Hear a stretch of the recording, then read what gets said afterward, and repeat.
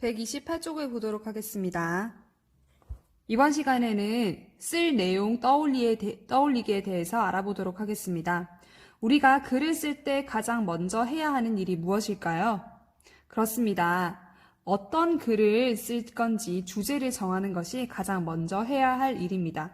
그렇다면 쓸 내용을 떠올릴 때는 어떻게 해야 되는지, 어떤 점을 생각해야 하는지 함께 알아보도록 하겠습니다. 먼저 1번, 민재가 글을 쓰는 상황을 살펴봅시다. 민재 친구가 민재에게 민재야, 이번 학급신문에 실을 글을 한 편 써줘 하고 부탁합니다. 그래서 민재가 집으로 돌아가 어떤 글을 쓸까? 그래, 내가 지난달에 겪은 일을 소개하는 글을 써보자 하고 생각합니다. 그리고 3번, 우리 반 친구들이 읽을 글이니 친구들이 재밌어야 할 내용으로 써야겠어 하고 지난달에 어떤 일이 있었지 하고 생각합니다. 그럼 밑에 물음을 함께 해결해 봅시다. 1번, 민재가 어떤 상황에서 어떤 목적으로 글을 쓰나요?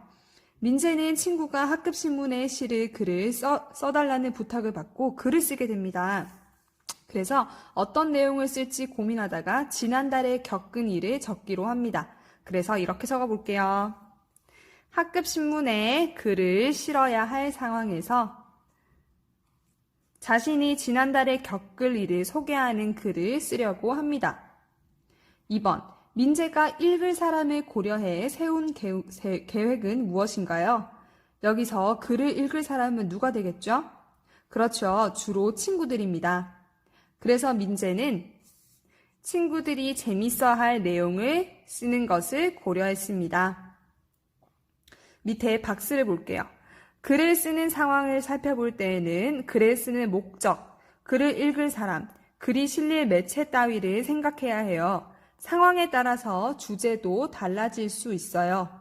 만약에 민재가 학급신문이 아니라 교장 선생님께 건의하는 편지를 적는다면 글의 주제가 완전히 달라지겠죠? 읽는이도 친구들이 아니라 교장 선생님이기 때문에 글의 어투도 달라질 것입니다. 자, 그럼 넘어가겠습니다. 2번, 민재가 글로 쓸 내용을 어떻게 떠올렸는지 보기에서 찾아 빈칸에 써봅시다.